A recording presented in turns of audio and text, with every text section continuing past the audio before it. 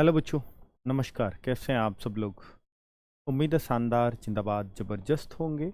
और SSC GD की मैं उन वैकेंसीज़ को लेकर के आया हूं जिनके बारे में बच्चे बहुत चर्चा भी कर रहे हैं और बहुत चिंतित भी हैं कि सर हमने पिछली बार 51,000 वैकेंसीज जो आई थी उनमें भी बहुत अच्छे अच्छे मार्क्स लेकर के हम रह गए हैं, हम किनारे पर रह गए हैं। या 135 मेरिट गई थी, 132 मेरिट गई थी।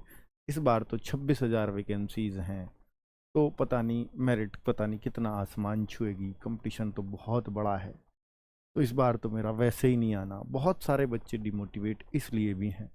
तो मैंने स्पेशली उन वीडियो ये उन बच्चों के लिए ही बनाया है। और दूसरा सबसे बड़ी बात कि बहुत सारे बच्चे फॉर्म को लेकर भी डाउट हैं कि मेरा ओबीसी का सर्टिफिकेट, मेरा जो ईडब्ल्यूएस का सर्टिफिकेट, डोमिसाइल सर्टिफिकेट कब का बना हुआ होना चाहिए, गवर्नमेंट ऑफ इंडिया का कैसे क्या कैसे, इस सारी चीज़ों के बारे में जवाब दे देता हूँ बच्चों। तो बहुत सारे डाउट्स और भी हैं। कट ऑफ तो आसमान छुएगा, बहुत सारी बातें चल रही हैं आपके मन में। तो इन सब मुद्दों पर बात करेंगे इस वीडियो के अंदर। मुझे लगता है कि आपके बहुत कॉन्फिडेंस आपके अंदर इस वीडियो को देखने के बाद आ जाएगा। और एक सबसे बड़ा डाउट बच्चों के अंदर ये भी चल रहा है, बॉर्डर और नक्सल जो डिस्ट्रिक्ट एरिया के बच्चे हैं उनके फॉर्म नहीं फिल हो पा रहा है क्योंकि उनके में नो आ रहा है बाय डिफ़ॉल्ट। यस के लिए उन पे ऑप्शन ही नहीं कि are you from border district, तो उस पर ऑलरेडी नो भरा हुआ आ रहा है। तो उसको यस करें तो कैसे करें?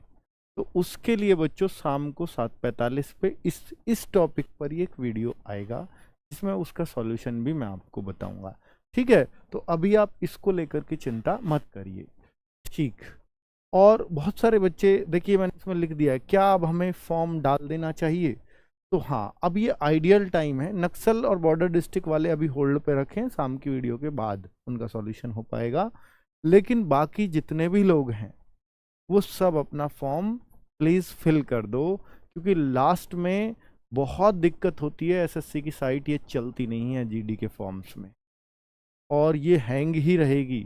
फिर रात को 2 बजे 3 बजे आपका इंटरनेट वाला, आप उसको डॉक्यूमेंट्स दे आते हो, वो अपनी मर्जी से फॉर्म भरता है। तो इसलिए ऐसी गलती ना करें। अब आपके सारे डाउट्स क्लियर हैं फॉर्म से संबंधित। प्लीज़ अपना जो है अब फॉर्म फिल कर लें और उसको लेट ना करें। चलो भाई, अभी मोबाइल थोड़ा बाद में चला लेना और कमेंट्स पे ध्यान दे दो, ठीक है? तो क्या इस बार तो उसको बिठा लो इसमें जिसमें जो यहाँ क्लास पे ध्यान दे, है ना? ठीक है। क्या इस बार स्टेट वाइज कट ऑफ नहीं लगेगी? तो बच्चों, ये बहुत सारे बच्चों के मन में डाउट है। वो इसलिए डाउट आया ये क्योंकि अब के जो वैकेंसीज हैं वो इकट्ठी दे रखी हैं, और बार स्टेट वाइज आती थी। इस बार स्टेट वाइज ना दे करके कि भैया इतनी 26,140 या 300 कुछ ये वैकेंसीज ये आपकी हैं। तो इसलिए बच्चों को पता नहीं क्यों डाउट आ रहा है इस बात में। भाई साहब, ये जो वैकेंसी का बाइफरकेशन होगा ये थोड़ा सा बाद में आता है। आप इसको ये ना सोचें कि इस बार स्टेट वाइज नहीं है, या वेस्ट बंगाल का बच्चा, महाराष्ट्र का बच्चा यूं परेशान हो जाए कि इस बार तो मेरा बेड़ा गर्क हो गया, या असम का बच्चा ये कहे कि इस बार नंबर नहीं आने का। तो ऐसा नहीं है। और यूपी का बच्चा, बिहार का बच्चा उछल उछल के ये बता रहा हो इस बार तो फॉर्म सबके एक साथ लिए जा रहे हैं और एक साथ मेरिट में आना, ऐसा नहीं है। स्टेट वाइज ही कट ऑफ लगेगी, 100% लगेगी। ठीक है, लेकिन उसका जो वैकेंसीज का बंटवारा है वो बाद में आता है, तो इसको दिमाग से निकाल दें। आगे, क्या इस बार कट ऑफ बहुत ज़्यादा जाएगी? ये बहुत बच्चों को डाउट है। इसके लिए और फिर मैं बाद में आरडब्ल्यू के बैच के बारे में भी बताऊंगा, और साथ में क्या इस बैच से अभी से पढ़ना शुरू करें तो सिलेक्शन हो पाएगा, ये भी बच्चों का डाउट है। तो मैं इसको थोड़ा सा आपको क्लियर कर देना चाहता हूँ कि जो बच्चा ये सोच रहा है, कि क्या इस बार कट ऑफ ज़्यादा जाएगी, तो मैं कुछ डेटा लेकर के आया हूँ। क्योंकि मैं जब भी कोई वीडियो बनाता हूँ तो बिना डेटा के नहीं बनाना पसंद करता बच्चों। तो ये डेटा क्या है कि 2021 में जब भर्ती आई थी एसएससी जीडी की, फिर 22 में आई, 23 में नाम नहीं दिया गया है। आई 23 में ये वाली भर्ती, लेकिन नाम इसका 24 है। ठीक है, पिछली 3 भर्तियों की बात कर रहा हूं। तो 25,271 जो पोस्ट आई थी उसमें 71,74,580 फॉर्म भरे गए थे, क्योंकि इससे पहले ये भर्ती 2018 में आई थी। 19 में इसका एग्जाम हुआ, तो ये 2-3 साल का गैप, क्योंकि कोरोना वगैरह भी आ गया था, तो यार रहा। और ये जो है कोरोना के दौरान ही ये वैकेंसीज भी आई थी, और 71,74,000, क्योंकि लोगों ने ये देख लिया कोरोना के टाइम पे कि भाई साहब सरकारी नौकरी से अच्छा कुछ नहीं है, प्राइवेट की सैलरी तो ये कभी भी घटा बढ़ा सकते हैं, और सरकारी वालों ने मारी है छुट्टी आराम से। तो कुल मिलाकर के यहाँ एकदम हुजूम टूट पड़ा था। और 10th, चूंकि केवल 10th इसमें जो है क्वालिफिकेशन थी, तो सारे 10th वालों ने टूट के फॉर्म भरा था इसको। ठीक है, अब 25,271 वैकेंसीज का, लेकिन जब फॉर्म रिजल्ट आया तो उस टाइम पे 100 मार्क्स का ही पेपर होता था, और ये कट ऑफ 80 क्रॉस करने लगी। जब ये 80 क्रॉस कर गई तो बच्चों का बहुत मनोबल टूटा, और वो सोचने लगे भाई अब ये अपने हाथ की चीज नहीं है। फिर जब दोबारा 2022 में भर्ती आई तो ये 24,000 ही वैकेंसीज आई थी शुरुआत में। जब तक फॉर्म चले तब तक सिर्फ 24,000 वैकेंसीज ये रही, और हल्ला मचा था 70-80,000 वैकेंसीज आने वाली हैं। शुरू में 24,000 आई बच्चों, अब 24,000 आई। अब बच्चों को पिछला रिजल्ट याद था कि 80% पे मेरिट जाती है, तो देखिए अचंबा, देखिए कितना फॉर्म एकदम से घट गया, सिर्फ इस बात को देख करके कि वैकेंसीज बहुत कम है। और बाद में यही वैकेंसीज बढ़कर 50,187 हुई थी, 3 बार बढ़ी थी वैकेंसीज। और भाई साहब फिर बच्चे पछताए, यार मैंने फॉर्म क्यों नहीं भरा। और सबसे बड़ी बात, यहां तो जो मौका मिला था 18 से 23 साल के बच्चे ही जनरल में फॉर्म भर पाते, जनरल वालों को, लेकिन यहां पर मौका कोरोना की वजह से यहां छूट नहीं दी, यहां मिली छूट बच्चों को। तो 18 से 26 साल के बच्चे ने यहां पर जनरल में फॉर्म भरा। अब सोचो कि 3 साल और भी बढ़त के मिल गए, तब भी फॉर्म पिछले से काफी कम रहे।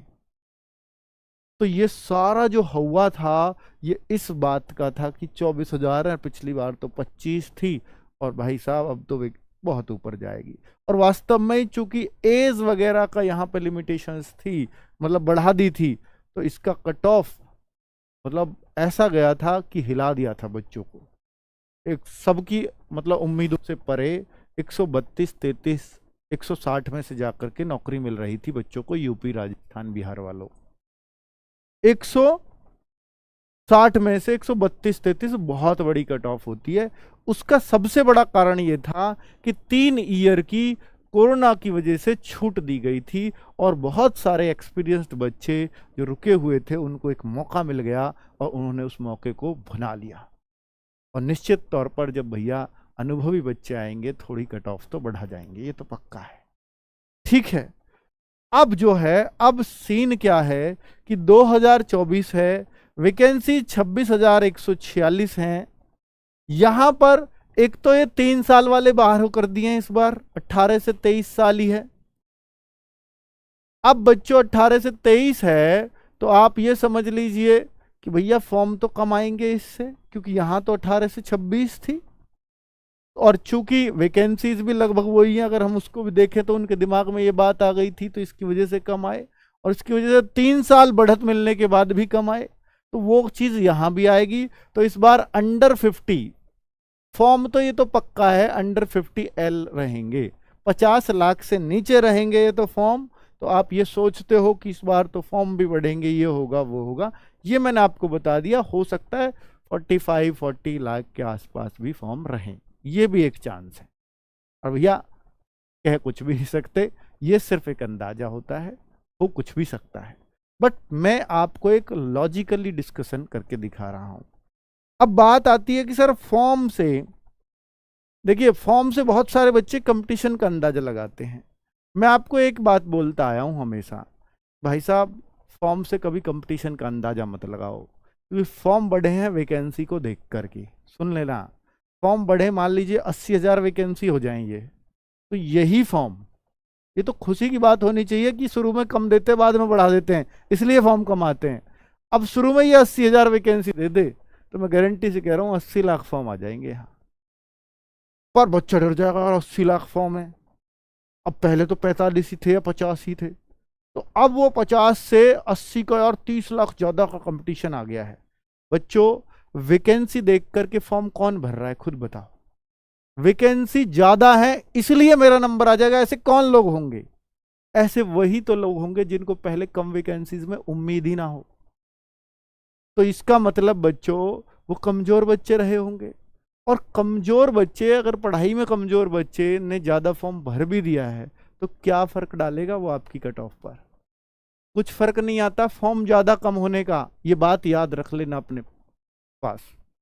और कम आ जाए ना, इस बार 40-45 लाख फॉर्म रह जाएं तो उससे बहुत ज्यादा खुशी नहीं मनानी है, और 60-70 लाख हो जाएं तो बहुत ज्यादा दुख नहीं मनाना है, क्योंकि फॉर्म का कम ज्यादा वही होते हैं जो पढ़ने में कमजोर होते हैं। अच्छा बच्चा ठोक के फॉर्म भरता है क्योंकि उसको पता है मेरा एक सिलेक्शन पक्का है।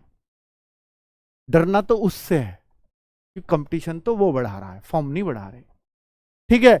और मैं अब आपको इतना बता रहा हूं बच्चों कि वैकेंसी चाहे 26 हो, चाहे ये वैकेंसी 54,000 आ जाए या 50,000 आ जाए, मान लो कल को 50,000 भी अगर ये वैकेंसी हो जाए, और जो कट ऑफ आप सोच रहे हो कि सर 132 जाएगी, 133 जाएगी, कितनी जाएगी, अगर ये 50 आ गई तो कट ऑफ ज्यादा से ज्यादा 130 हो जाएगी। मतलब जो पहले 132 जाती वो अब 130 आ जाएगी। इतना ही फर्क पड़ेगा, इससे ज्यादा फर्क नहीं पड़ना। और भैया 1.6 नंबर का एक क्वेश्चन है, ये तो 2 क्वेश्चन का भी फर्क नहीं पड़ा अगर सही पूछो तो। ठीक है, इससे ज्यादा कट ऑफ पे फर्क नहीं पड़ता। इन 1-2 नंबर में ही आपको 20-22 हजार बच्चे मिल जाते हैं एसएससी को। जब किनारे पे होती है ना बात, तो 1 या 2 नंबर में ही 20-25 हजार बच्चे होते हैं। तो फिर क्यों डर रहे हो आप? क्या आप पहले से ये सोच के बैठे नहीं मैं तो 130 वाली मेहनत कर रहा हूं, मेरे 130 ही आ सके, इससे ज्यादा नहीं आ सकते? भाई 130 वाली कर रहे हो तो पहले से 135 की करके चलो, जब आप 130 का अपने आप को मान ही लिया है तो। नहीं जी 130 पे जाएगी तो मेरा नंबर आएगा, 135 पे जाएगी मेरा आना ही नहीं है, ऐसा है कोई?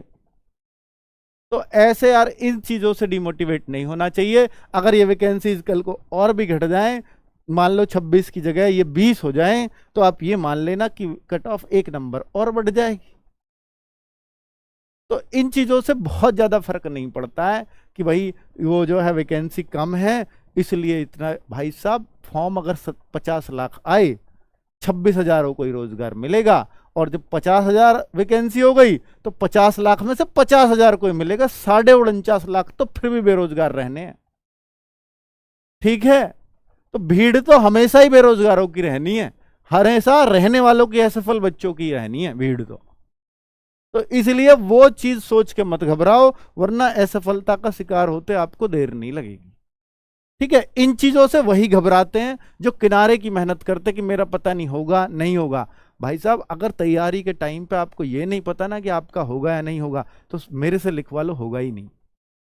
उसको ये तैयारी के समय उस बच्चे को ये विश्वास होने लगता है जिसका होना होता है कि मेरा इस बार हो जाएगा। ये बात बहुत एक्सपीरियंस से कह रहा हूं। ठीक है, कभी आपको ये लगता हो कि मेरा पता नहीं इस बार होगा या नहीं, तो मुझसे लिखवा के ले जाओ, इस बार नहीं होगा आपका। और मैं हिंदी बेल्ट को कह रहा हूं इस बार, ऐसा उनमें नहीं गुजरात में हो जाएगा ऐसे, भाई मेरा होगा या नहीं होगा, मैं तैयारी शुरू करता हूं, हो सकता है गुजरात के बच्चे का हो जाए, उड़ीसा के का हो जाए, असम के का हो जाए, जम्मू कश्मीर के का हो जाए, लेकिन बिहार का, यूपी का, राजस्थान का, हरियाणा का, इन बच्चों का नहीं होना, क्योंकि इनमें तो कट ऑफ ठीक ठाक ही जाएगी। और इनके भी जनरल एरिया की बात कर रहा हूं। ठीक है, तो आपको अपनी सफलता पर अगर डाउट लग रहा है तो समझ लो आप असफल हो इस बार भी। कास्ट सर्टिफिकेट एंड डोमिसाइल को लेकर के बहुत सारे बच्चे परेशान है कि कितना पुराना चल जाएगा। तो आप पुराने का तो ये मान लो बच्चों कि डोमिसाइल जो सर्टिफिकेट होता है वो तो चल जाएगा, पुराना कितना भी आपका अगर बना हुआ है। फिर भी ये कहते हैं कि 3-4 साल के अंदर का बना होगा तो ज्यादा बढ़िया रहेगा। और जो ओबीसी का सर्टिफिकेट है, अगर कोई ओबीसी में आता है तो उसका जो सर्टिफिकेट है ये इंडिया का होना चाहिए, उसके पर लिखा होना चाहिए। देख लेना बच्चों, जब आपके पे government of India, under the government of India, ये वर्ड जरूर लिख रहा होगा, चाहे ऊपर उत्तर प्रदेश शासन या बिहार शासन लिख रहा हो, लेकिन आप अंदर पढ़ोगे अपने नाम फादर नेम के नीचे तो अंडर जो आपकी कास्ट है वो under the government of India जरूर लिखा होना चाहिए उसमें। ये ओबीसी का समझ लो, फिर वो गवर्नमेंट ऑफ इंडिया वाला ही है, सेंट्रल का ही है। ठीक है, तो ये जरूर जरूर चेक कर लें। एससी वाले बच्चे ये कहते हैं कि सर हमारा तो सेंट्रल का और स्टेट का एक सा बनता है। अगर आपके तहसील वाले ये कहते हैं तो ठीक है भाई, ऐसा कर लीजिए। वैसे मैंने ऐसा सुना है कि एससी वाले बच्चों के लिए जो सेंट्रल का ही बनवाना चाहते हैं, तो जो फॉर्मेट एसएससी ने दे रखा है अपने नोटिफिकेशन में, इसको हाथ से ही करवा के वो साइन वाइन करवा लो, तो सेंट्रल का वो माना जाता है, वरना तो वो इससे निकाल देते हैं। अगर आपके वहां वो कहता है कि ऑनलाइन में हमारे पास एक ही तरीके का है एससी का, तो आप इसी सर्टिफिकेट को निकाल के इस पे ही अपने डीएम एसडीएम के जिसके भी साइन होने उसी पे करवा लो, इसी फॉर्मेट को निकाल के यही आपका चल जाएगा, इसी पे स्टैम्प वगैरह लगवा सकते हो। ठीक है, चलिए, तो एससी वाली बात क्लियर। अब बच्चों जनरल के बच्चे को, यूआर के जो बच्चे हैं जनरल कैंडिडेट, उनको सिर्फ डोमिसाइल चाहिए। डोमिसाइल क्या है? मूल निवास प्रमाण पत्र कि आप इस स्टेट के निवासी हैं। अब असम में इसको डोमिसाइल ना बोल के पीआरसी बोलते हैं, ठीक है, परमानेंट रेजिडेंस सर्टिफिकेट, तो वहां इसका नाम पीआरसी, अलग अलग जगह अलग अलग नाम हो सकता है। तो जो अनरिजर्व कैटेगरी के हैं उनको भी डोमिसाइल चाहिए, क्योंकि तभी आपको उस स्टेट का फायदा मिलेगा, और उसी स्टेट से फॉर्म भरना जिस स्टेट का आपको पास डोमिसाइल हो। ठीक है, क्लियर। किस किस को बनवाना जरूरी है बता दिया मैंने भाई। जनरल वालों को सिर्फ डोमिसाइल बनवाना है, बाकी सबको अपनी कैटेगरी का भी बनवाना है और प्लस डोमिसाइल बनवाना है, दोनों चाहिए। स्टेट का बनवाया या सेंट्रल का? तो स्टेट का तो कोई नहीं बनवाएगा, सेंट्रल की नौकरी है, सेंट्रल का ही बनवाना पड़ेगा, गवर्नमेंट ऑफ इंडिया का ही चाहिए। ईडब्ल्यूएस सर्टिफिकेट कब तक का चलेगा? तो ईडब्ल्यूएस जो सर्टिफिकेट है ना बच्चों, ये आपका 1 अप्रैल 2023 के बाद का, और फॉर्म भरने की जिस दिन फॉर्म भरो, फॉर्म से पहले बनवा लेना, फॉर्म भरने से पहले इसको बनवा लेना, अपने हाथ में ले लेना इस सर्टिफिकेट को। क्लियर? चलो भाई, ये जो लीगल चल रहे हैं इनका क्या है? सर मैं बिहार स्टेट से एसएसएफ में कितना नंबर फाइनल मेरिट हो जाएगा? भाई साहब, एसएसएफ की स्टेट से कोई मतलब नहीं होता। एसएसएफ का पिछली बार 148 पे कट ऑफ गई है ओबीसी की, औरों की थोड़ी सी और नीचे थी, तो 148 149 पे ओबीसी जनरल ईडब्ल्यूएस घूम रहे थे। अब आपके अगर 150 लाने की क्षमता है, 148 49 लाने की क्षमता है, तो आप एसएसएफ की सोचिए। ठीक है, नॉर्मलाइज्ड मार्क्स हैं वैसे वो। चलो, तो ये बच्चों मैंने क्लैरिटी आपको दे दी है। अब आप ये सवाल पूछेंगे कि आरडब्ल्यूए का बैच कब शुरू हो रहा है, तो मैं दिखा देता हूं बच्चों। आरडब्ल्यूए अपनी बेहतरीन टीम के साथ आ रहा है। 1 दिसंबर से आपके इस बैच के रजिस्ट्रेशन शुरू हो जाएंगे। कल 11 बजे मैं पूरी टीम और टाइम टेबल इसका वीडियो लेकर के आ रहा हूं, बता दूंगा अवतार 2.0 बैच की पूरी खोल बांध करके, हर चीज पूरी टीम के साथ। ठीक है, मतलब पूरी टीम का यहाँ टाइम टेबल आपके सामने लगा होगा। 30 नवंबर को कल 11 बजे, यानी 1 तारीख से आप इस बैच को परचेज कर पाएंगे। इस बैच के साथ खास बात क्या होगी, आपको 25 mock test free of cost देंगे, जो बिल्कुल स्टैंडर्ड एसएससी के होंगे। ठीक है, और एसएससी का समझ लीजिए अवतार बैच, अवतार 2.0 बैच अगर है, तो पहला अवतार बैच जिसमें दीपक सर ने मैथ्स या जिन भी सर की जो भी क्लासेज थी आप जानते होंगे, वो पूरा recorded batch free of cost दूंगा, और ये वाला पूरा लाइव बैच आपको मिलेगा। ठीक है, 2 बैच मिल रहे हैं, रिकॉर्डेड भी और लाइव भी। और पहले जिन्होंने अवतार बैच खरीदा था उनको ये फ्री रहेगा ही रहेगा। तो भाई साहब, हर हाल में हर बच्चे को 2 बैच मिलने ही मिलने हैं। इससे बेहतर और क्या हो सकता है, आप सोच भी नहीं सकते। आरडब्ल्यूए जो भी आपके लिए करेगा वो आपके लिए बेस्ट होगा एग्जाम के लिए। दूसरा बच्चों कि आरडब्ल्यूए के फ्री दे रहा हूं, ये 3 हथियार हैं, और ये किसी भी एग्जाम को फोड़ने के लिए काफी होते हैं। और जीडी में सबसे ज्यादा अगर बच्चे किसी चीज को क्रेडिट देते हैं सिलेक्शन के लिए, तो वो यही 3 हथियार हैं। तो मॉक टेस्ट हर संडे वाला, हर बच्चे अगर आपने कोर्स कंप्लीट कर लिया एक बार, तो प्लीज ये मॉक टेस्ट जरूर दे दिया करो। हर संडे सुबह 6 बजे आ जाता है। अभी सिर्फ वीकली मॉक टेस्ट दे लो, इतना काफी है। अगर आपने 3 सब्जेक्ट भी अगर आपके पूरी तरह से तैयार हैं, तो मॉक टेस्ट देने के लिए तैयार हो।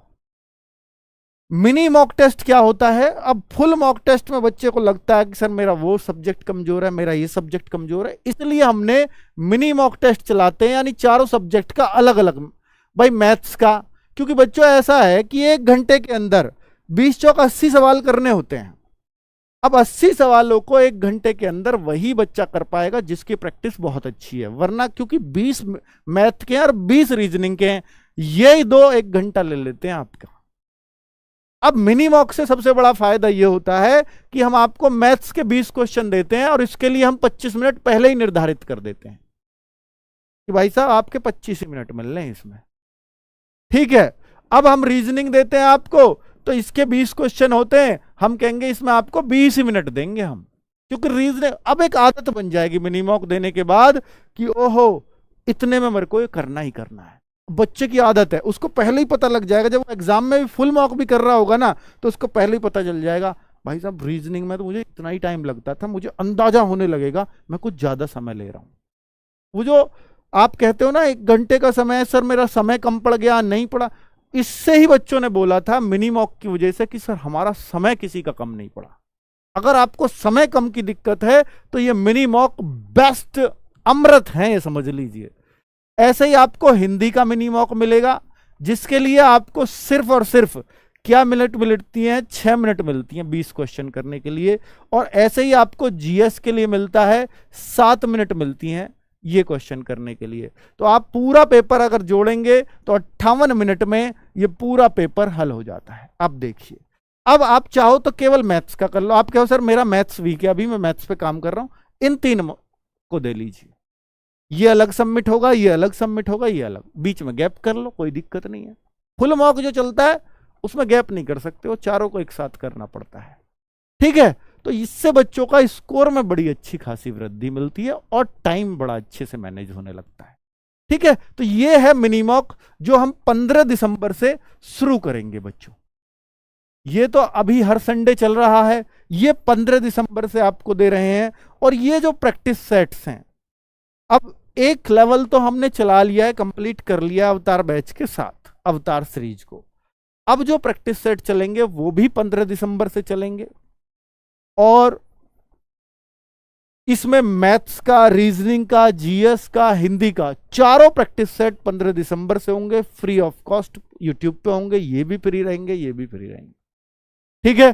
तो ये आप इसलिए दिया है क्योंकि अवतार बैच के बच्चों को सिलेबस तब तक पूरी तरह कंप्लीट हो चुका होगा और अब वो उतर चुके हैं प्रैक्टिस सेट्स में। अब वो अपने आप को जांचने के लिए कि भाई साहब जो पढ़ा है, जो खाया है, वो पचा है कि नहीं पचा है। पचावट से ही आपका एग्जाम में फायदा होगा, यानी प्रैक्टिस सेट्स के क्वेश्चन आपको खुद सॉल्व करने होंगे। अगर वो हो रहे होंगे तो आपसे बेस्ट फिर कोई नहीं है, ठीक है। यही सिलेक्शन के मंत्र हैं, यही तरीका है जिससे आपका 150 भी आएगा, 155 भी आएगा, 140 भी आएगा, और नहीं कर पाओगे बेहतरीन मेहनत तो 100 भी नहीं आएगा, ठीक है। वो आपके ऊपर ही डिपेंड करेगा कि आप कितनी शिद्दत से पढ़ाई करते हैं। मेरे ख्याल से मैं आपके डाउट्स या जो आपको चाहिए वो सब बता चुका हूंगा। बहुत सारे बच्चों को एक क्या बैच अभी से पढ़ना शुरू करें तो सिलेक्शन हो जाएगा। बच्चे अभी से अगर आप हिंदी भाषी बेल्ट के हो, राजस्थान के हो, यूपी के हो, बिहार के हो, हरियाणा के हो, झारखंड के हो, छत्तीसगढ़ के हो, और इनके भी जनरल एरिया से हो, तो मैं कहूंगा कि अभी से पढ़ोगे तो सिलेक्शन नहीं होगा, बहुत कम चांस है, क्योंकि आप शुरुआत ही अब कर रहे हो तो भाई कट ऑफ जाती है हाई, इतनी जल्दी इतना सिलेक्शन लेना मुश्किल है।